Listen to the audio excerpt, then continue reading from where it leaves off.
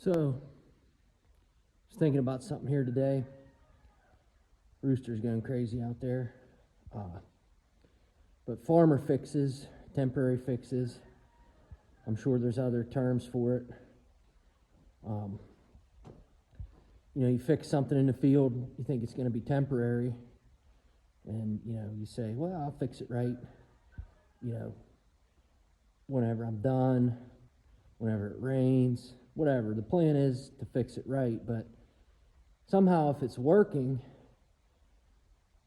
at least for me, I'm not going to tear it back apart. It's working. It's not the right way to do it, but it's fixed. Here, I'll show you. Here's one example on the corn head.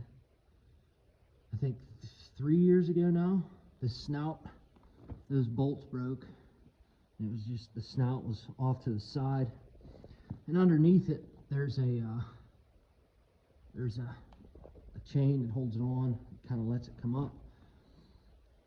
But I just came up with that quick fix, and hey, it's working, so I'm not going to tear it back apart. The bolts are tight, so I'm going to leave it that way. This one might be a little bit harder to see, but up in here, see, I got a little hole in my screen there, but up in here there's a spring. You can kind of see that chain right there. Up in there's a spring that holds tension, that turns that screen and keeps the radiator clean. And it broke. I think that was 2 years ago that broke. Maybe it was 3 and the head was 2. I don't know, regardless. That was a farmer fix too. The kids, their trampoline, a thunderstorm, took it up in the air and just trashed it, but I saved the springs from it.